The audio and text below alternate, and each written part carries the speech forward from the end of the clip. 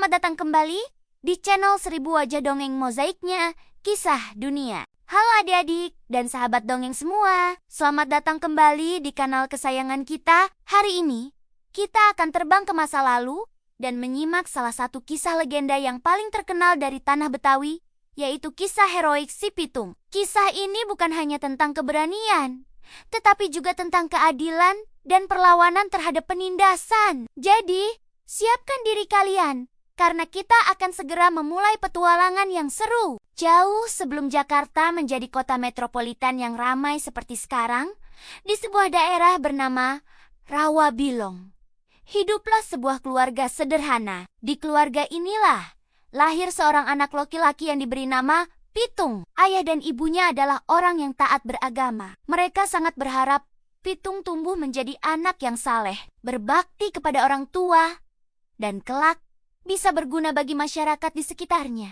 Seiring berjalannya waktu, Pitung tumbuh menjadi seorang remaja yang kuat dan cerdas. Melihat potensi besar dalam diri anaknya, orang tua Pitung tidak hanya mengajarkan ilmu agama, mereka mengirim Pitung untuk menimba ilmu bela diri silat di sebuah pesantren terkenal milik Haji Naipin. Di bawah bimbingan sang guru, bakat Pitung dalam dunia persilatan bersinar terang. Ia sangat cepat menguasai setiap jurus yang diajarkan. Bahkan tak butuh waktu lama baginya untuk menjadi salah satu murid terbaik. Kemampuan bertarungnya yang hebat membuatnya disegani oleh kawan-kawannya. Setelah merasa cukup ilmu, Pitung pun pamit untuk kembali ke rumahnya di Rawabilong. Ia ingin membantu ayahnya yang bekerja sebagai penjual ternak. Suatu hari, Pitung mendapat tugas penting. Ia harus menjual beberapa ekor kambing milik ayahnya di pasar Tanah Abang. Dengan penuh semangat, Pitung berangkat. Penjualan hari itu berjalan lancar. Semua kambingnya laku terjual. Pitung pun mengantongi uang tunai yang cukup banyak. Namun, ia tidak menyadari bahwa bahaya sedang mengintainya dalam perjalanan pulang. Saat melewati jalanan pasar yang ramai dan padat, Pitung tanpa sengaja bersenggolan dengan sekelompok preman pasar yang terkenal jahat. Senggolan itu terjadi begitu cepat, tanpa Pitung sadari. Dompet berisi seluruh hasil penjualan kambing ayahnya telah berpindah tangan dengan licik ke saku preman-preman itu. Beberapa saat kemudian, Pitung baru menyadari dompetnya telah hilang. Kemarahannya langsung memuncak. Uang itu adalah hasil kerja keras ayahnya, dan ia tidak akan membiarkannya dirampas begitu saja. Dengan bekal ilmu silat yang ia dapatkan dari Haji Naipin, Pitung tidak ragu sedikit pun. Ia segera mengejar para preman tersebut yang ternyata dipimpin oleh dua orang bernama Jehe dan Rais.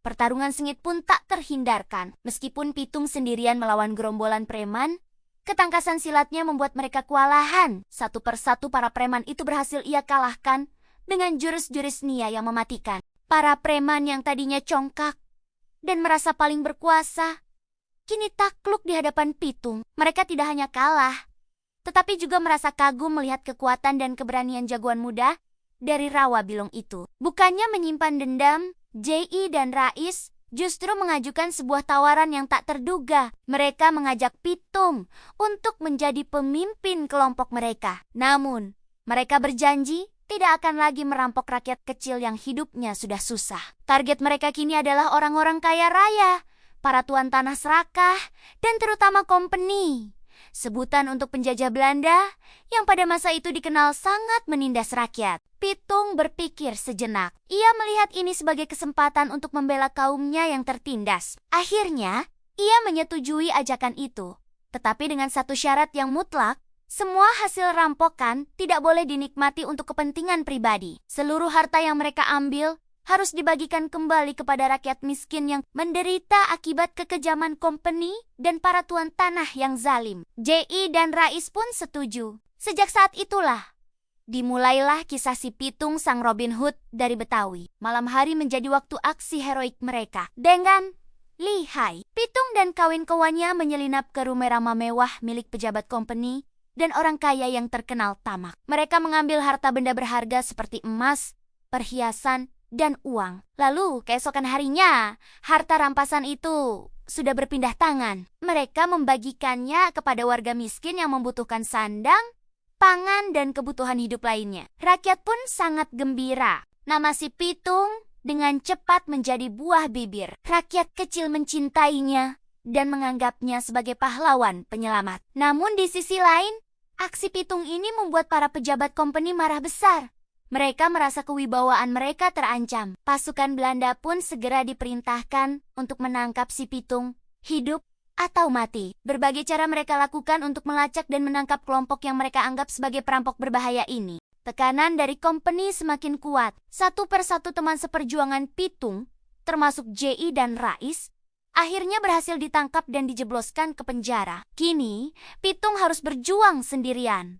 Namun, ia sama sekali tidak gentar. Semangatnya untuk membela rakyat kecil justru semakin membara. Setiap kali company berhasil mengepungnya, Pitung selalu berhasil lolos berkat kesaktian dan kepandaiannya dalam bersilat. Konon, menurut cerita yang beredar di masyarakat, Pitung memiliki ilmu kebal yang membuatnya tidak bisa dilukai oleh senjata biasa. Peluru senapan pun tak mampu menembus kulitnya. Namun, setiap pahlawan memiliki takdirnya sendiri. Dalam sebuah pertempuran terakhir yang sangat dramatis, company akhirnya berhasil memojokkan Pitung. Ia dikepung dari segala arah. Pitung melawan dengan gagah berani. Seorang diri ia berhasil menjatuhkan puluhan tentara Belanda. Company sadar.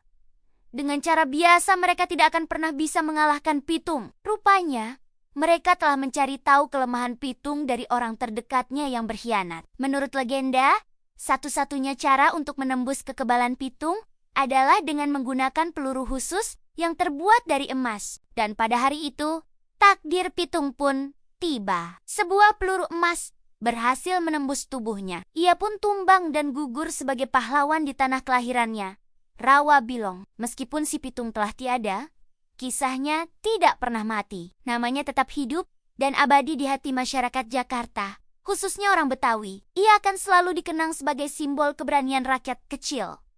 Seorang jagoan sejati yang rela mempertaruhkan nyawanya demi keadilan dan kesejahteraan kaum yang lemah. Sampai hari ini, legenda si Pitung menjadi pengingat bagi kita semua bahwa semangat untuk melawan ketidakadilan adalah panggilan hati nurani yang tak akan pernah padam. Nah, itulah kisah heroik si Pitung. Sahabat dongeng, terima kasih sudah menyimak sampai akhir. Jangan lupa untuk suka, bagikan, dan berlangganan kanal ini ya. Sampai jumpa di kisah legenda berikutnya. Dadah!